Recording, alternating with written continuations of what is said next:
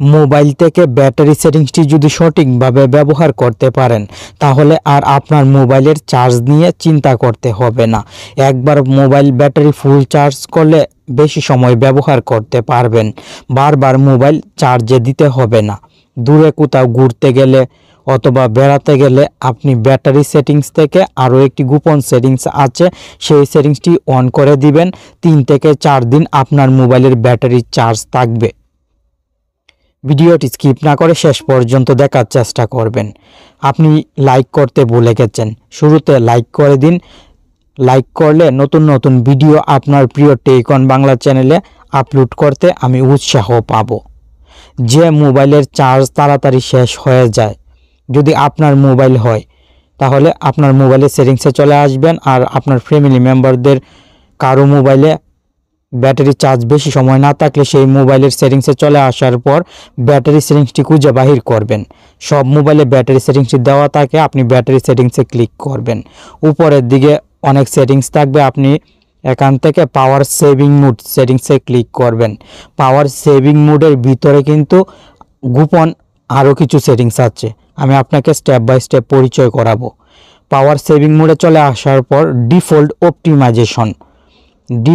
Optimisation সেটিংসে চাপ দিবেন। এখানে 4টি সেটিংস থাকবে। রিডিউস স্ক্রিন ব্রাইটনেস সেটিংসটি প্রথমে অন করবেন।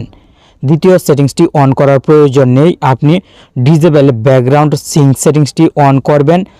Lower the screen refresh rate এই সেটিংসটি অন করে দিবেন। 4টি সেটিংস থেকে আপনি 3টি সেটিংস অন করবেন। 2 নম্বর সেটিংসটি অফ রাখবেন। 2 নম্বর সেটিংসটি অন করলে 15 সেকেন্ড পর পর মোবাইলের স্ক্রিন লক হয়ে যাবে, আপনার কাছে বিরক্ত লাগবে, তাই বন্ধ রাখবেন।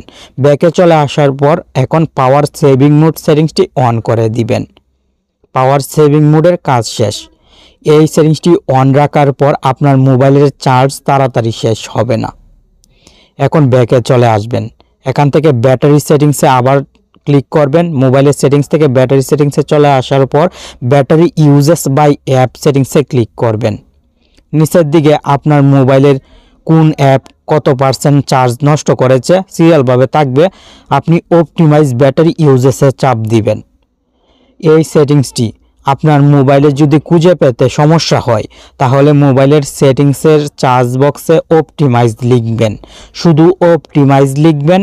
অপটিমাইজ ব্যাটারি ইউজেস সেটিংসটি চলে আসবে, আপনি অপটিমাইজ ব্যাটারি ইউজেস সেটিংসে চাপ দিবেন। এই সেটিংসে চলে আসতে পারবেন।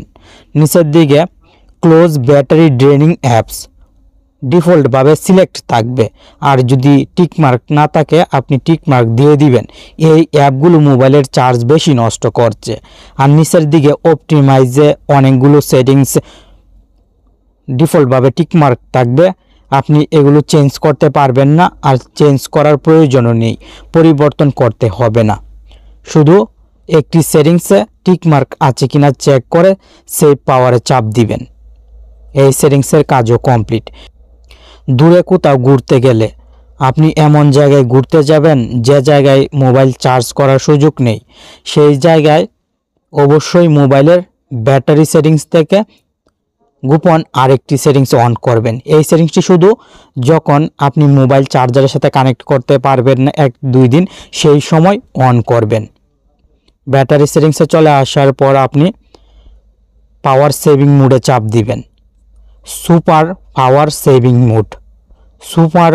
সেভিং মোড সেটিংসটি অন করবেন। টার্ন অনে ক্লিক করবেন, সঙ্গে সঙ্গে মোবাইলের স্ক্রিন কালো হয়ে যাবে।